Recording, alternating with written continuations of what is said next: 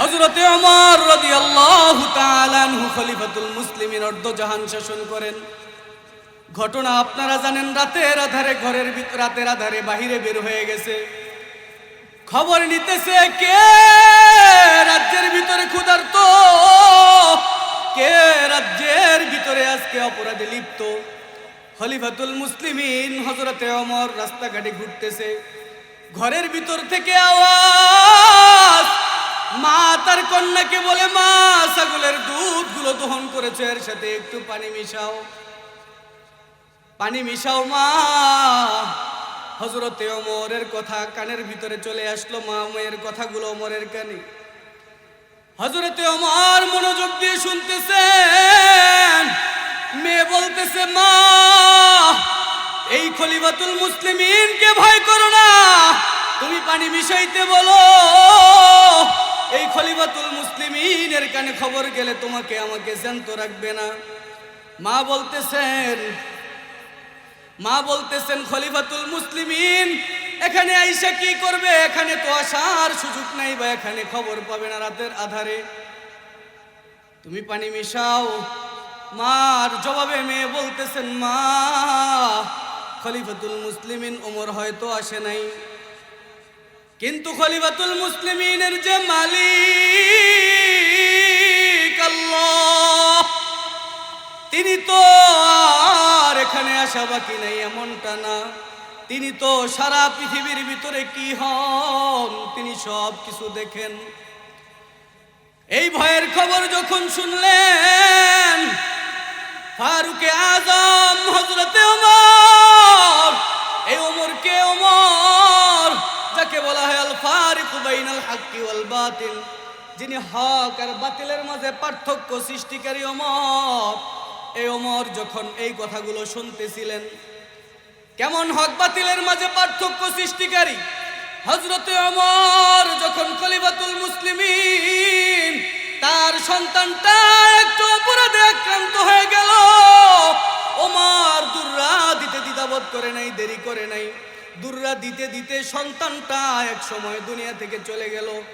হযরতে ওমর ওই সন্তানটারে দাফন কাফন করে, দুররার নেশাব পূর্ণ হয় নাই, ওই কবরের ভিতরে দুররা দিতেছে, আর মালিক রে বলতেছে, রে মালিক আমি ওমর তোমার আদেশকে লঙ্ঘন করি নাই রে আল্লাহ, তুমিও হাসরের ময়দানে আমারে তুমি বিতাড়িত করে দিও না রে আল্লাহ।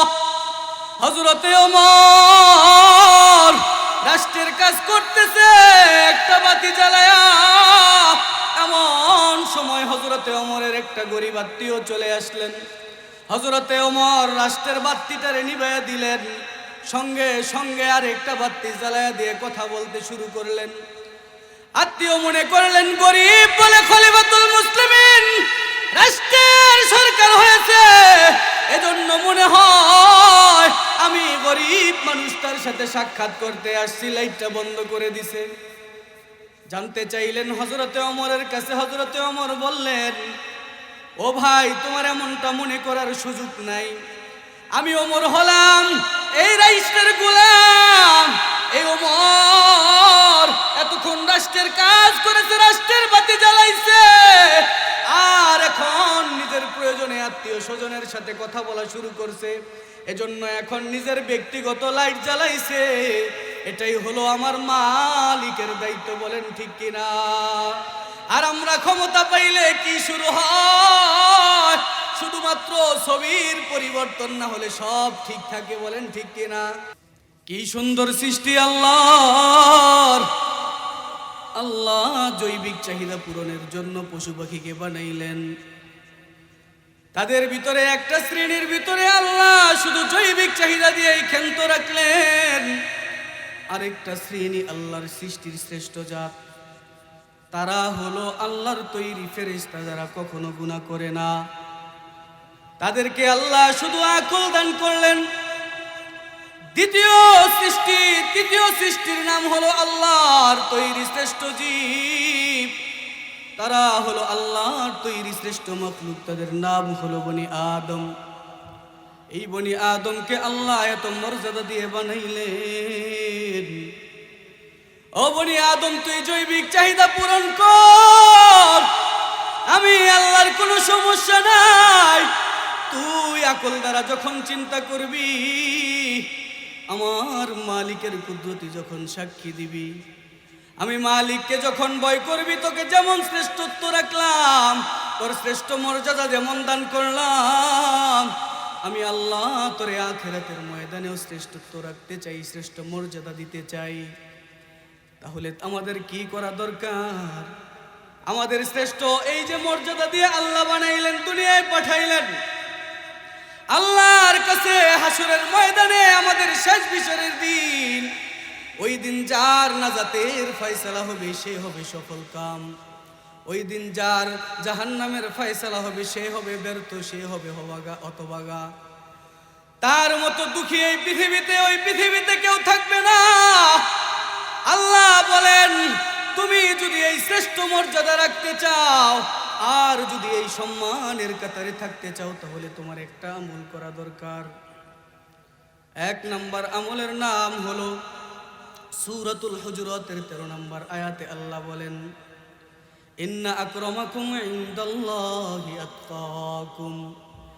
তোমরা আমি আল্লাহর কাছে অতি দামি, অতি সম্মানিত হয়ে যাবে একটা মাত্র আমল করা। সেই আমলটার নাম হলো তোমরা অন্তরের ভিতরে আল্লাহর ভয় রাখবা। অন্তরের ভিতরে আল্লাহর ভয়, এটা আবার কেমন জিনিস জানা দরকার নাকি ভাই? মুরব্বি হয়ে গেছি, আল্লাহর ভয় তাকওয়া কাকে বলে জানি না,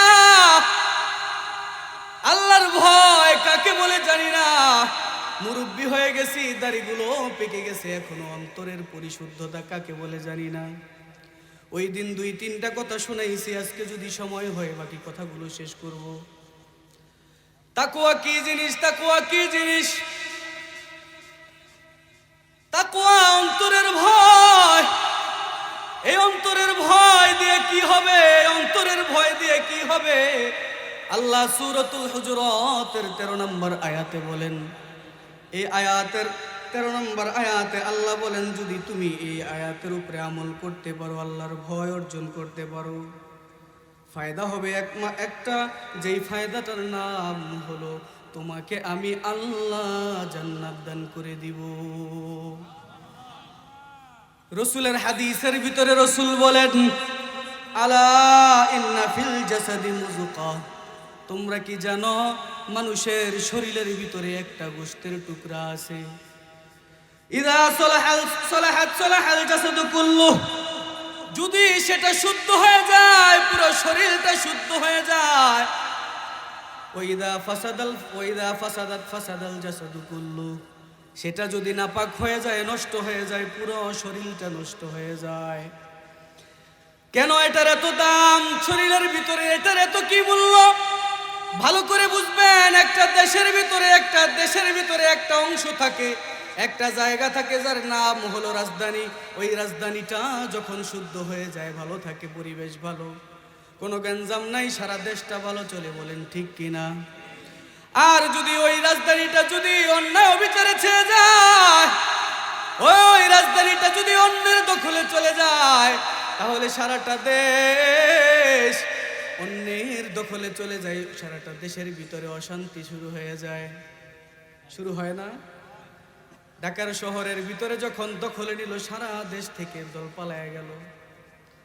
আবার ঢাকার শহর যখন নিরাপদ হয়ে গেল, সারা দেশের ভিতরে নিরাপদ। এটাই হলো রাজধানীর ফায়দা। শরীরের এই অংশের ভিতরে আল্লাহ বলেন একটা গোশতের টুকরা আছে, যেই গোশতের টুকরা হলো শরীরের রাজধানী। সেই গোশতের টুকরার নাম হলো কলব। এই কলবটাকে কিভাবে পরিষ্কার করা যায়, এই কলবের ব্যাপারে আমি আপনাদেরকে শুনিয়েছিলাম। আল্লাহ বলেন অন্তরের ভিতরে আল্লাহর ভয় তৈরি করো। এটা দুইভাবে আল্লাহ নির্দেশ করেছেন। একভাবে নির্দেশ করেছেন আল্লাহ সূরাতুন নিসা এর প্রথম আয়াতের ভিতরে আল্লাহ বলেন, ইয়া আইয়ুহান নাসুত্তাকু রাব্বাকুমুল্লাযী খালাকাকুম মিন নাফসিন ওয়াহিদ। হে মানুষ, তোমরা আল্লাহকে ভয় করো। কোন আল্লাহকে? যে আল্লাহ তোমাদেরকে একটি দেহ থেকে, একটি নফস থেকে তোমাদেরকে বানাইছেন। একটি নফস দ্বারা উদ্দেশ্য বহু তরজমা, একটা তরজমা হলো আল্লাহ আদম থেকে আমাদের মানুষকে বানাইছেন। সামগ্রিকভাবে সারা মানুষকে আল্লাহ নির্দেশ দিয়েছেন। দ্বিতীয়ত সূরাতুল আলী ইমরানের 102 নম্বর আয়াত আল্লাহ বলেন, ইয়া আইয়ুহান নাসুত্তাকু রাব্বাকুমুল্লাযী ইয়া আইয়ুহাল্লাযীনা আমানু, হে মুমিনগণ, হাক্কা তুকাতিহি ওয়া লা তামুতুন্না ইল্লা ওয়া আনতুম মুসলিমুন। হে মুমিনগণ, তোমরা আল্লাহকে ভয় করো। কেমন ভয়? হাক্কা তুকাতিহি, আল্লাহকে ভয় করার মতো ভয় করো। ওয়া লা তামুতুন্না ইল্লা ওয়া আনতুম মুসলিমুন, আল্লাহকে ভয় করা ছাড়া, তোমরা মুসলমান হওয়া ছাড়া মৃত্যুবরণ করিও না। ইয়া আইয়ুহাল্লাযীনা আমানুত্তাকুল্লাহ, হে ঈমানদাররা আল্লাহকে ভয় করো। কেমন ভয়? হাক্কা তুকাতিহি ওয়া লা তামুতুন্না ইল্লা ওয়া আনতুম মুসলিমুন, ভয় করার মতো ভয়। আরেক আয়াতে আল্লাহ বলেন, ইয়া আইয়ুহাল্লাযীনা আমানুত্তাকুল্লাহ, হে ঈমানদাররা আল্লাহকে ভয় করো। কুনু মা'আস সাদিকিন, তোমরা মুমিনের সাথী হও, সাদিকিনদের সাথী হও। বুঝাইতে চাইলাম, প্রথম আয়াতের ভিতরে আল্লাহ গোটা মানুষকে নির্দেশ দিয়েছেন আল্লাহকে ভয় করো। দ্বিতীয় আয়াতের ভিতরে আল্লাহ শুধুমাত্র মুমিনদেরকে বলেছেন। কেন মাত্র শুধু মুমিনদেরকে বললেন? আল্লাহ মুমিনদেরকে বললেন ভয় করার মতো ভয় করো। কিভাবে আল্লাহকে ভয় করব? আল্লাহকে ভয় করা মানে অন্তর থেকে আল্লাহকে ভয় করো। অন্তরের ভিতরে আল্লাহর ভয় অর্জন করো। এই কথা মনে করো, আমার আল্লাহ আমাকে দেখতেছেন, আমার আল্লাহ আমার কথা শুনতেছেন, আমার আল্লাহ আমার হাঁটা চলাগুলো দেখতেছেন, আমি কোথায় যাই, আমি কি করি, আমার আল্লাহ সব কিছু আমার খোঁজ খবর রাখতেছেন। আমি মনে করি আমার আল্লাহ দেখে না, আমি জিনার ভিতরে লিপ্ত হই, আমার আল্লাহ আমাকে দেখে না। আমি মনে করি আমি সুদ খাইতেছি, আমার আল্লাহ বুঝি আমাকে দেখে না। আমি বুঝি আমার অন্যের সম্পদ লুণ্ঠন করতেছি, আমার আল্লাহ দেখে না। আমি মনে করি আমি হারাম কাজে লিপ্ত, আমার আল্লাহ আমাকে দেখে না। বাস্তবতা কি তা না?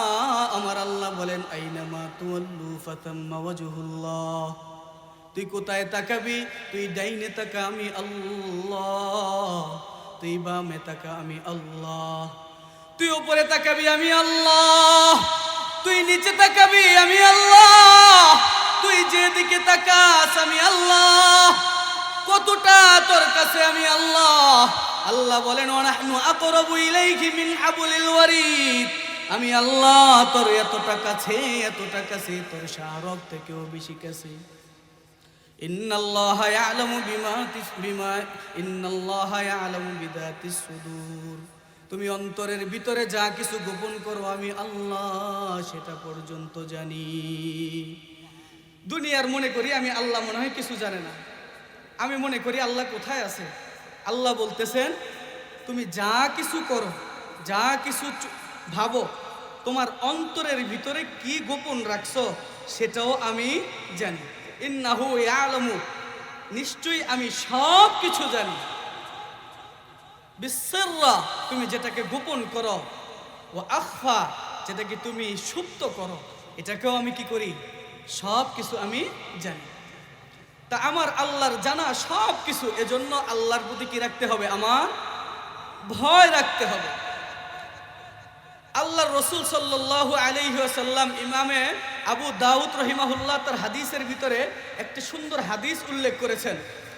বনি আদমকে এত সুন্দর করে আল্লাহ নিজের কুদরতি হাত দ্বারা বানাইলেন, তারপরেও আল্লাহ বলতেছেন, ইন্নাল্লাহা, নিশ্চয়ই আল্লাহ, লা ইয়ানজুরু ইলা সুওয়ারিকুম, আল্লাহ আমাদের চেহারার দিকে তাকান না, ওয়ালা আমওয়ালিকুম, এবং আমাদের মালের দিকেও তাকান না, ওয়ালাকি ইয়ানজুরুল্লাহ, নিশ্চয়ই আল্লাহ দেখেন, ইলা কুলুবিকুম, তোমার অন্তরের দিকে, ওয়া আমওয়ালিকুম, এবং তোমার, ওয়া আমালিকুম, এবং তোমাদের আমলের দিকে। বলেন না সুবহানাল্লাহ।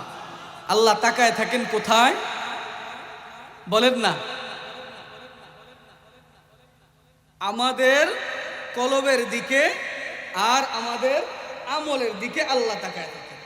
আল্লাহ আমার এই যে চেহারা দিলেন, এই চেহারার দিকেও তাকান না, আমার মালের দিকেও আল্লাহ তাকান না। আল্লাহ তাকায় থাকেন আমার অন্তরের দিকে। এজন্য অন্তরের পরিশুদ্ধতা আমার দরকার কিনা বলেন তো? দরকার। আল্লাহ বলেন এই অন্তরের পরিশুদ্ধতা কখন হবে? সর্বপ্রথম শর্ত হলো যদি আল্লাহর ভয় অন্তরে থাকে, তাহলে এই অন্তর পরিশুদ্ধ করার জন্য আমি উদ্বুদ্ধ হব। অন্তরে যদি কি থাকে? আল্লাহর ভয় থাকে। আমার অন্তরে যদি আল্লাহর ভয় না থাকে, তাহলে আমি রাতের আধারে মোবাইল টিপবো, রাতের আধারে গাঁজা খাবো, রাতের আধারে নেশা করব, রাতের আধারে জুলুম করব, রাতের আধারে অন্যের সম্পদ লুণ্ঠন করব, রাতের আধারে আমি অন্যকে কিভাবে কষ্ট দেওয়া যায় এই প্ল্যান পরিকল্পনা শক্ত তৈরি করব, রাতের আধারে আমি এই চিন্তা করব দুনিয়ায় কিভাবে মা বাবার থেকে শুরু করে ইসলাম থেকে শুরু করে দুনিয়ার সমস্ত মানুষকে কিভাবে ধোঁকা দিয়ে নিজেকে বড় বানানো যায়, তখনই আমি চিন্তা করব। বলেন ঠিক কিনা? আর যদি আল্লাহর ভয় থাকে তাহলে কখনোই সম্ভব না। এক নাম্বার শর্ত হলো আল্লাহর ভয় অন্তরের ভিতরে রাখতে হবে। যেই সমস্ত রাস্তা দিয়া এই অন্তর পরিশুদ্ধ হয়, এর ভিতরে সর্বপ্রথমটার জিনিসটার নাম হলো আমার চোখ। সর্বপ্রথম রাস্তার নাম হলো কি? চোখ। ওই দিন কিছু কথা ওখানে বলেছিলাম, যারা গিয়েছেন বাবাজিরা শুনেছেন। আমি আরেকটু বলি, আপনারা আজকে ভালো করে মনোযোগ দিয়ে শুনবেন। আপনাদের এলাকার সন্তান হয়তো সব সময় আসার সুযোগ হয় না, আজকে যেহেতু আসছি এলাকার কিছু গুরুত্বপূর্ণ কথা বলা দরকার না? বলেন, একটু গুরুত্বপূর্ণ কথা বলবো, শোনেন একটু মনোযোগ দিয়ে। দেখেন, ঘরের ভিতরে অনেকগুলো দরওয়াজা থাকে। অনেক সময় বিল্ডিং বানাই, ঘর বানাই, 2টা 3টা দরজা থাকে না? থাকে। কিন্তু একটা দরওয়াজা থাকে হলো হেড, প্রধান দরজা, প্রধান ফটক যেটাকে থাকে, ওইটার দ্বারা ঢুকলে আমরা বেডরুমে ঢুকতে পারি, ওইটার দ্বারা ঢুকলে আমরা মাস্টার রুমে ঢুকতে পারি, ওইটার দ্বারা ঢুকলে আমরা সব রুমে যেতে পারি। কিন্তু পিছন দিয়ে কিছু আমাদের এক্সিট গেট থাকে অথবা আমাদের সেফটি গেট থাকে, এগুলার দ্বারা হয়তো সব রুমে সবসময় পৌঁছা যায় না। কিন্তু একটা গেট থাকে যেটা মেন গেট, এটা দিয়ে ঢুকলেই সর্বপ্রথম আসল জায়গা খুঁজে পাওয়া যায়। সেই গেটের ভিতরে ওই গেটটাকে বলা হয় প্রধান গেট। তো মানুষের এই আত্মার পরিশুদ্ধতার একটা জিনিস সর্বপ্রথম আমল হলো, সেটা হলো চোখ। এটা যদি ঠিক হয় তাহলে আমার আত্মা 70% ঠিক হয়ে যায়। আর এটা যদি নষ্ট হয় তাহলে আমার 70% নষ্ট হয়ে যায়। এই কথাটা আমার না, বজলুল মজহুদের লেখক আল্লামা খলিল আহমদ সাহারানপুরি রহমতুল্লাহ আলাই তার কিতাবের ভিতরে খুব সুস্পষ্ট ভাষায় সুন্দর করে লিখেছেন যে চোখ যদি কোনো বান্দার নিয়ন্ত্রণে চলে আসে, তাহলে ওই বান্দার সব কিছু তার নিয়ন্ত্রণে আস্তে আস্তে চলে আসবে। বলেন না সুবহানাল্লাহ। তাহলে আমরা বলতেছিলাম, এক নাম্বার হলো আল্লাহর ভয় রাখতে হবে। দ্বিতীয়, এটা তো হলো সর্বপ্রথম শর্ত। এই শর্তের ভিতরে এই ভয়টাকে রেখেই আমার চোখটাকে আমি দিয়ে কি করতে হবে? ওই রাস্তা গেটগুলো কি করতে হবে? বাড়ি। আমার কলব হলো আমার বাড়ি। এই বাড়িটার ভিতরে কতগুলা গেট আছে, যার দ্বারা গুনাহ ঢুকে।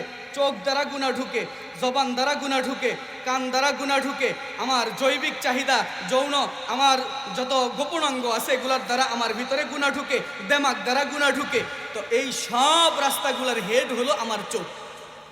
আমি চোখ দ্বারা যখন দেখি অমুকে হারামভাবে হালালভাবে সম্পদ কামায় ফেলতেছে, আমি পারতেছি না, তখন আর হালাল হারামের তোয়াক্কা করে না, আমারও সম্পদের মালিক হতে হবে, হয় না?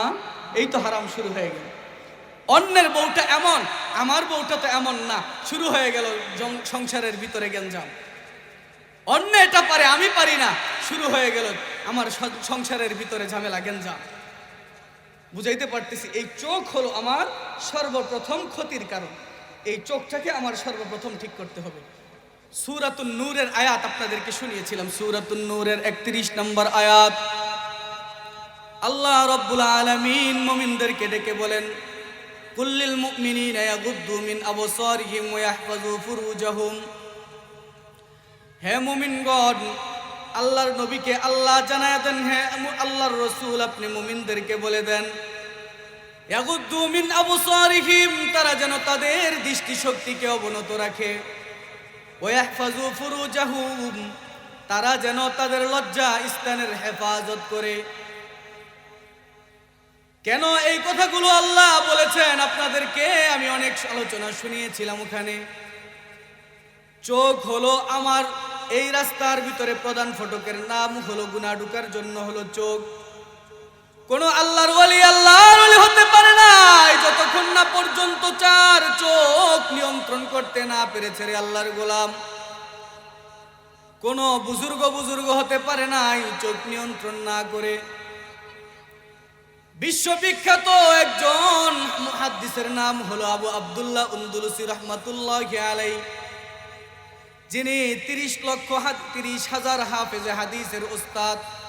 আল্লামা শিবলি রাহমাতুল্লাহি আলাইহির উস্তাদ হলো আবু আব্দুল্লাহ আন্দলুসি রাহমাতুল্লাহি আলাইহি, খতিবে বাগদাদি রাহমাতুল্লাহি আলাইহির উস্তাদ, দুই নম্বর জগৎ বিখ্যাত আলেমের উস্তাদ আবু আব্দুল্লাহ আন্দলুসি রাহমাতুল্লাহি আলাইহি, যার শাগরেদের অবস্থা হলো 30,000 হাফেজের হাদিস।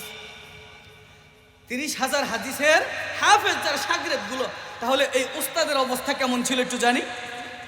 উস্তাদ হাদিস মুখস্থ বলতে থাকলে বলতেই থাকতেন, যার 70,000 মুরিদ ছিল ওই জমানায়। কয় হাজার মুরিদ? 70,000 মুরিদ ছিল। এই এত বড় পীর আবু আব্দুল্লাহ আন্দলুসি রাহমাতুল্লাহ আলাইহি, আপনারা ঘটনা অনেকেই শুনেছেন, আমার ঘটনা শোনানোর উদ্দেশ্য না। এক জায়গায় গিয়েছে, খ্রিস্টান পাড়ার ভিতরে গিয়েছে, এক পাদ্রীর কন্যার ভিতরে একটু নজর পড়ছে, আর নজরের সাথে সাথে দুনিয়ার সব ভুলে গেছে, সাথে সাথে ইলমও, কুরআন আর হাদিসের ইলমও আল্লাহ তার সিনার থেকে নিয়ে গেছে। বলেন না নাউজুবিল্লাহ। শুধু নজর দিয়েছে। বহুত বড় বড় আল্লাহ ওয়ালাদের এমন কারগুজারি আছে, সারাটা জীবন ভালো আমল করেছে, তার জীবনে কোনো ত্রুটি নাই, রিপোর্ট নাই, কিন্তু চোখের একটু গুনাহ করেছে, আল্লাহ এটাও বরদাস্ত করতে পারে নাই, আসমানি ইলম তার সিনার থেকে লয়ে গেছে। আবার চোখের হেফাজত করছে, আল্লাহর কাছে তওবা করছে, আল্লাহ সব ইলম আবার তাকে দান করেছে। বুঝাইতে পারতেছি কথা? তো সূরাতুন নূরের 31 নম্বর আয়াতের ভিতরে আল্লাহ বলেন, মুমিন পুরুষদেরকে পর্দার বিধান দিলেন। পর্দার বিধানের সর্বপ্রথম মুমিন পুরুষের শর্ত হলো তারা যেন চোখকে অবনত রাখে। দ্বিতীয় নাম্বার শর্ত হলো তারা যেন তাদের লজ্জা স্থানের হেফাজত করে। আল্লাহ বলেন ফায়দা কি? যালিকা আযকা লাহুম, তুমি চোখ শুধু অবনত করবা, লজ্জা স্থানের হেফাজতের দায়িত্ব তোমার, আর আমি আল্লাহর দায়িত্ব হলো তোমাকে পুত পবিত্র বানিয়ে দেওয়া। বলেন না সুবহানাল্লাহ। আমার অন্তরের পরিশুদ্ধ পুরুষের সর্বপ্রথম শর্ত হলো আমার চোখ আর আমার লজ্জা স্থানের হেফাজত করা। এর পরবর্তী আয়াতে আল্লাহ মুমিন মহিলাদেরকে, মুমিন মা বোনদেরকে আল্লাহ আয়াত নাযিল করেন, ওয়াকুল্লুল মুমিনাতি ইয়াগদুদনা মিন আবসারিহিন্না ওয়া ইয়াহফাযনা ফুরুজাহুন্না।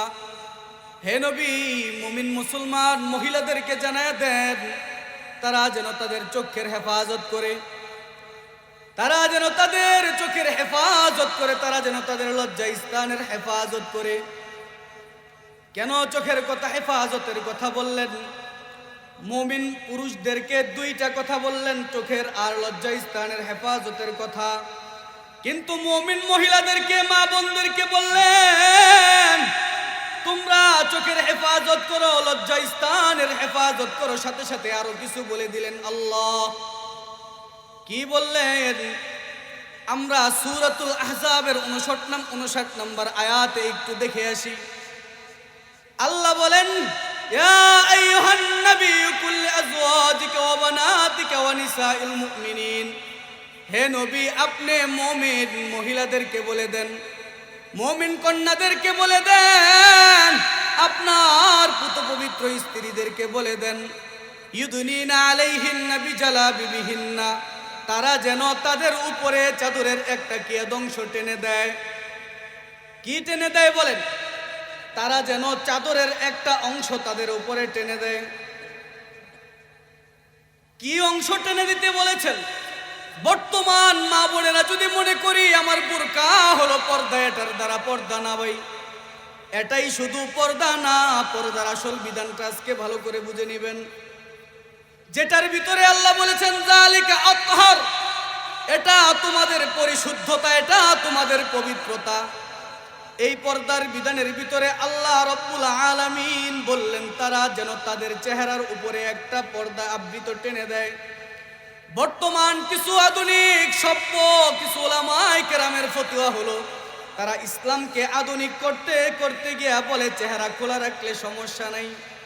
কিন্তু ভালো করে বুঝবেন, বুখারী শরীফের সব থেকে বড় গ্রন্থ ফতহুল বারির লেখক আল্লামা ইবনে হাজার আসকালানী রাহমাতুল্লাহি আলাইহি রাসূলের একজন বিখ্যাত সাহাবী আব্দুল্লাহ ইবনে আব্বাস রাদিয়াল্লাহু তাআলা আনহু হাদিস দিয়া বর্ণনা করে ব্যাখ্যা করে বলেন, ইউদুনিনা আলাইহিন্না বিজালাবিবিহিন্না। হযরতে আব্দুল্লাহ ইবনে মাসউদ বলেন, আইয়ুগাত্তিনা উজুহাহুম, তারা যেন তাদের চেহারার ভিতরে টেনে দেয় মিন ফাওকির রাসি, মাথার উপর থেকে, বিজালাবিবিহিন্না, একটা পর্দা। তো আব্দুল্লাহ ইবনে মাসউদ হলো রাসূলের ওই সাহাবী। রাসূল সাহাবায়ে কেরামকে বলেন, ও আমার সাহাবায়ে কেরাম জানো, আল্লাহ যদি মানুষের সুরে যদি কোরআন তেলাওয়াত করতেন তাহলে কার সুরে কোরআন তেলাওয়াত করতেন, কার সুরে কোরআন নাজিল করতেন? জানুনি তোমরা? সাহাবায়ে কেরাম বললেন, আল্লাহর রাসূল আপনি বলে দেন। হযরতে রাসূল বলেন, আমার প্রিয় সাহাবী আব্দুল্লাহ ইবনে আব্বাস যেইভাবে তেলাওয়াত করে রাইসুল মুফাসসিরিন আব্দুল্লাহ ইবনে আব্বাসের মতো করে আল্লাহ কোরআন নাজিল করতেন। এ আব্দুল্লাহ ইবনে মাসউদ বলতেছেন, চেহারার ভিতরে আইয়ুগাত্তিনা উজুহাহুম, তারা যেন তাদের চেহারার ভিতরে একটা কাপড় টেনে দেয়। চেহারা যদি খোলা রাখতো তাহলে তিনি কি বলতো কিনা চেহারার ভিতরে কাপড় টেনে দেওয়া? বলেন না একটু? বিরক্ত লাগতেছে আপনাদের? বিরক্ত লাগলে একটু শুনেন, আর একটু আজকে শুনে যান আর একটু কথা। দেখেন, চেহারার উপরে একটু কাপড় টেনে দিতে বলছেন। কেন বললেন চেহারার উপরে কাপড় টেনে দিতে? ভালো করে বুঝবেন, এটা বলেছিলাম সূরা আহজাবের 59 নম্বর আয়াতে। সূরা আহজাবের 53 নম্বর আয়াতে আল্লাহ বলেন, ওয়াইদা সাআলতুমুহুন্না মাতাআন, যখন কোন সাহাবায়ে কেরাম তোমাদের কাছে কোন জিনিস চায়, ওয়াইদা সাআলতুমুহুন্না মাতাআন, যখন সাহাবায়ে কেরাম তোমাদের কাছে কোন জিনিস চায়, কিভাবে চাইবে? আল্লাহ বলেন তারা যেন মিন ওয়ারাই হিজাবিন, তারা যেন পর্দার ভিতর থেকে চায়। কোত্থেকে চায় বলেন না একটু? পর্দার ভিতর থেকে চায়। তাহলে রাসূলের স্ত্রীরা, আপনার কি মনে হয় যেই রাসূলের স্ত্রীরা সাহাবায়ে কেরামের সামনে কোরআনের পর্দার বিধান সূরা নূরের 31-32, সূরা আহজাবের 59-53, সূরা আহজাবের 33, এই 5টা হলো পর্দার বিধানের উল্লেখযোগ্য আয়াত। এই 5 আয়াত নাজিল হওয়ার পরে কোনো পৃথিবীর ব্যাখ্যা গ্রন্থ নাই, কোনো শানে নজুলের কোনো কিতাব নাই যে এর পরে সাহাবায়ে কেরাম রাসূলের স্ত্রীগণের চেহারা দেখতে পেয়েছে। হিজাব মানে কি? অন্তরায়, আড়াল থেকে চাও। যদি সাহাবায়ে কেরামকে এই নির্দেশ দিলেন তোমরা যেন, তারা যদি কিছু চাইতে হয়, প্রয়োজন হতে পারে, কোনো জিনিসের জানার প্রয়োজন হতে পারে, যদি জানতে হয় চাইতে হয় তাহলে পর্দার ভিতর থেকে চাও। যদি এই বিধান তাদেরকে দিল পর্দার ভিতর থেকে, রাসূলের স্ত্রীরা যদি তাদের সামনে মুখ প্রকাশ করত, চেহারা প্রকাশ করত, তাহলে কি পর্দার কথা বলতো? আপনারা বলেন, পর্দার কথা বলতো? পর্দার কথা বলতো না। এখান থেকে স্পষ্ট একটা কথা হলো যে রাসূল যে বিধান তাদেরকে দিয়েছেন, আল্লাহ যে বিধান দিয়েছেন, এখানের ভিতরে স্পষ্ট হয় যে আল্লাহ রব্বুল আলামিনের নির্দেশ অনুযায়ী রাসূলের বিবিগণ তারা সাহাবায়ে কেরামকে পর্দার বিধান নাজিল হওয়ার পরে কখনো চেহারা দেখান না। এজন্য কয়েকটা কিতাবের হাওলা দিয়ে আমি আপনাদেরকে একটা ওয়াকিয়া শোনাই। পৃথিবীর বিখ্যাত একটা সিরাতের গ্রন্থের নাম হলো সুবুলুল হুদা ওয়ার রশাদ ফি সিরাতি খায়রিল ইবাদ। 900 হিজরিতে লেখা হয়েছে, প্রায় 13-14 খণ্ড একটা কিতাব। কিতাবের নামটা হলো সুবুলুল হুদা ওয়ার রশাদ ফি সিরাতি খায়রিল ইবাদ। আল্লাহর রাসূলের জীবন চরিত হিসাবে বহুত বড় একটা উল্লেখযোগ্য কিতাব। নাজরাতুন নাঈম রাসূলের সিরাতের উপরে একটা শ্রেষ্ঠ গ্রন্থ। সিরাতে মুগলতাই রাসূলের সিরাতের উপরে বিশাল শ্রেষ্ঠ একটা গ্রন্থ। এই উল্লেখযোগ্য 3টা সিরাতের কিতাবের হাওলা দিয়ে বলছি রে ভাই, ভালো করে বুঝবেন। আল্লাহর রাসূল যেদিন পৃথিবী থেকে ইন্তেকাল করে ফেললেন, আল্লাহর রাসূলের ইন্তেকালের পর সাহাবায়ে কেরাম পেরেশান হয়ে গেল। দিনের এই ঝান্ডা কে ধরবে, কে এর বার্তাবাহক হবে? পরামর্শক্রমে আপনারা জানেন হযরতে সিদ্দিক আকবর এর খলিফা হিসেবে নিযুক্ত হলেন। হযরতে সিদ্দিক আকবরের পর খলিফাতুল মুসলিমিন হযরতে আবু বকরের পর হযরতে ওমর নিযুক্ত হলেন। হযরতে আবু বকরের পর যখন হযরতে ওমর খলিফাতুল মুসলিমিন অর্ধজাহান শাসন করে, খলিফাতুল মুসলিমিন যখন বেঈমানের আঘাতে যখন শহীদ হওয়ার উপক্রম, চিকিৎসাবিদরা জানায় দিল, ও হযরতে ওমর, আপনি আর বেশি দিন পৃথিবীতে বেঁচে থাকতে পারবেন না, আপনার মৃত্যু সময় ঘনিয়ে আসছে। আবু বকর ওমর নিজের সন্তানকে পাঠায়া দিল, যাও বিবি মা আমেনার ঘরে যাও, ওই ঘরের ভিতরে যায় দেখো মা আয়েশা আছে। আয়েশার ঘরের ভিতরে রাসূল সারাটা জীবন নিজের জীবনটা কাটাইতেছেন। আম্মাজান আয়েশা, রাসূল মরলেন, ওই ঘরের ভিতরে দাফন কাফন করলেন। আবু বকর মারা গেলেন, দাফন কাফন করলেন ডান পাশে। নিজের জন্য বাম পাশের জায়গাটা হেফাজতে রাখলেন, আপনারা ভালো করে জানেন।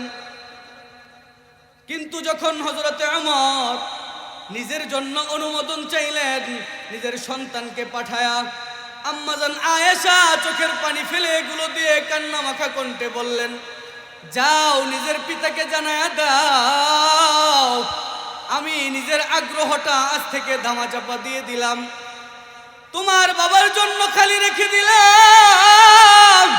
ঘটনাটা শোনানো উদ্দেশ্য না রে বাবা, শোনানো উদ্দেশ্য হলো হযরতে আম্মাজান আয়েশার ঘটনা। যেই ঘরের ভিতরে আম্মাজান আয়েশা দীর্ঘদিন পর্যন্ত অতিবাহিত করলেন।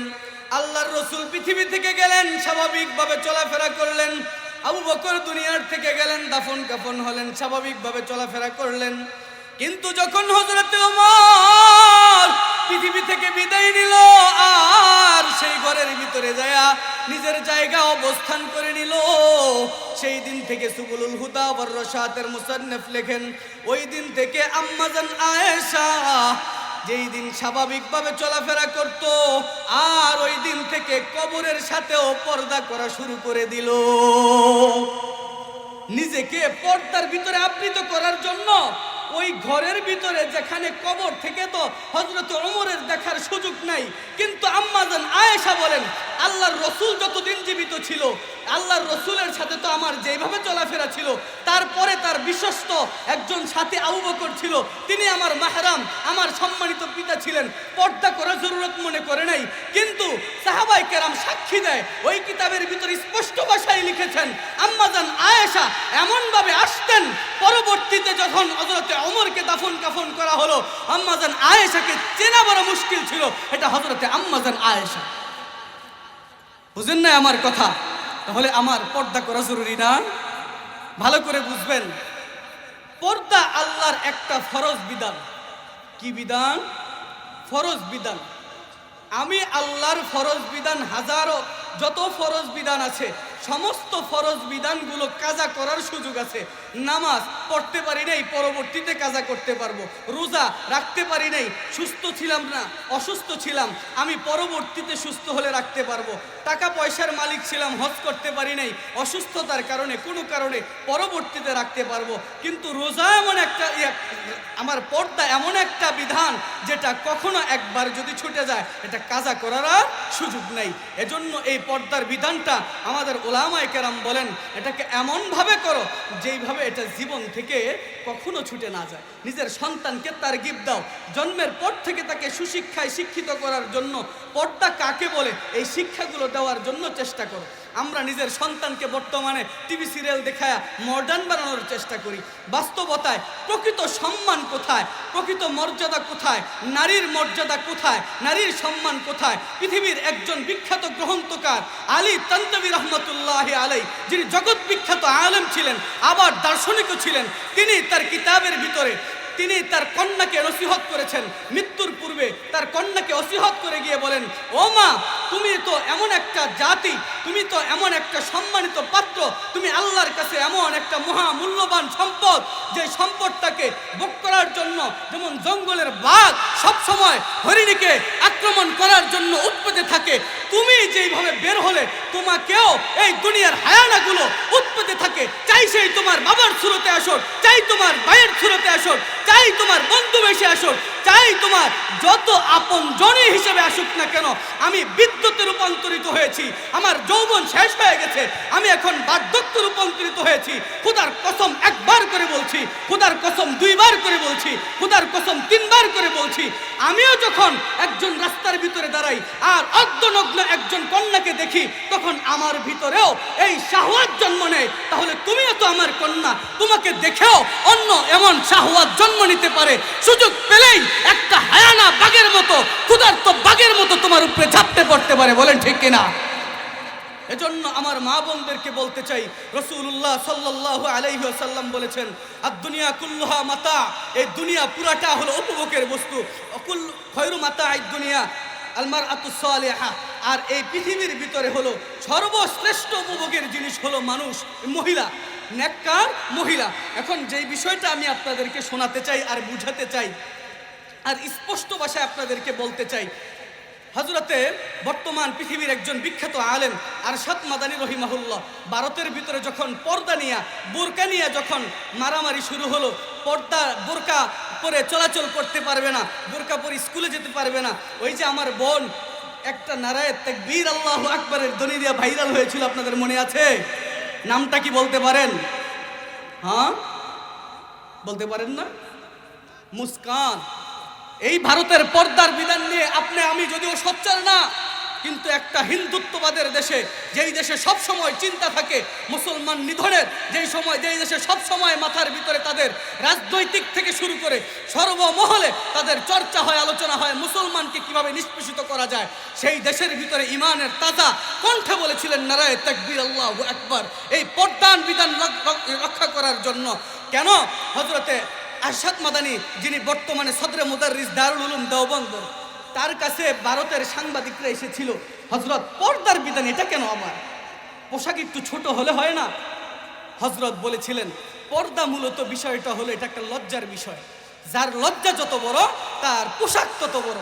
এখন তোমার লজ্জা যদি কম হয় তুমি ছোট ছোট পোশাক পরো, এমনকি তুমি যদি পশু পাখির লজ্জা নাই, তুমি যদি লজ্জা একবারে না রাখতে চাও, তুমি পশু পাখিতে রূপান্তরিত হও, তাতে কোনো আফসোস নাই। আর মানুষ তো তারাই যার লজ্জা যত বেশি হবে তার পোশাক তত বড় হবে। বলেন না সুবহানাল্লাহ? কত সুন্দর চমৎকার কথা। যার লজ্জা বেশি তার পোশাক তত বেশি হবে। আরেকটা কথা আমি আপনাদেরকে শোনাতে চাই, রাসূল বলেছেন দুনিয়ার সব থেকে দামি উপভোগীয় বস্তু হলো এই দুনিয়ার ভিতরে নেককার মহিলা। এখন আমি আপনাদেরকে বুঝাতে চাই, আপনার স্ত্রী আপনার কাছে কতটা দামি এখন থেকে আজকের বয়ান থেকে বোঝা যাবে। যদি আপনার কাছে আপনার স্ত্রী দামি হয় তাহলে সকাল থেকেই পর্দা করা শুরু করে দিবেন। আপনার স্ত্রী যদি আপনার কাছে মূল্যহীন হয় তাহলে আপনি পর্দা করেন না, মানুষের সামনে ঘুরান। আপনার বোন যদি আপনার কাছে দামি হয় আপনি পর্দা করাবেন, যদি দামি না হয় রাস্তায় ঘুরে ওই হায়নাদের খাবার হিসেবে তুলে দেন।